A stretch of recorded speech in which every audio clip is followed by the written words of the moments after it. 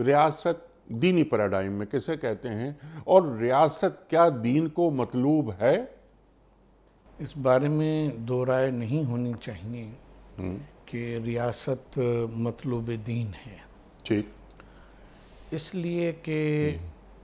جب ہم قرآن مجید پہ نظر کرتے ہیں اور اس سے پہلے کی بھی کتابوں پہ جب نظر کرتے ہیں جی جی، تو ہمیں واضح طور پہ یہ بات نظر آتی ہے کہ جو احکام دیے گئے ہیں اور معاشرے کو جس طرح سے ڈھالنا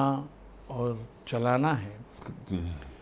وہ بغیر ریاست کے ممکن ہی نہیں ہے۔ ٹھیک، اچھا، اب ایک اخلاقی ضابطے میں اور اخلاقیات کی کتاب میں یا نصیحتوں کے مجموعے میں اور کتاب الہی میں ایک بڑا فرق ہوتا ہے، اور وہ بڑا فرق یہ ہوتا ہے کہ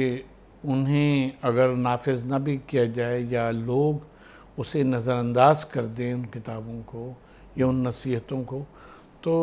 اس سے کوئی فرق نہیں پڑتا، اس کے پیچھے کوئی کوئرسو پاور جس کو کہتے ہیں پولیٹکس کے اصطلاح میں، پولیٹیکل سائنس کے اصطلاح میں، کوئی قوت نافذہ نہیں ہے، ٹھیک، نہیں ہوتی،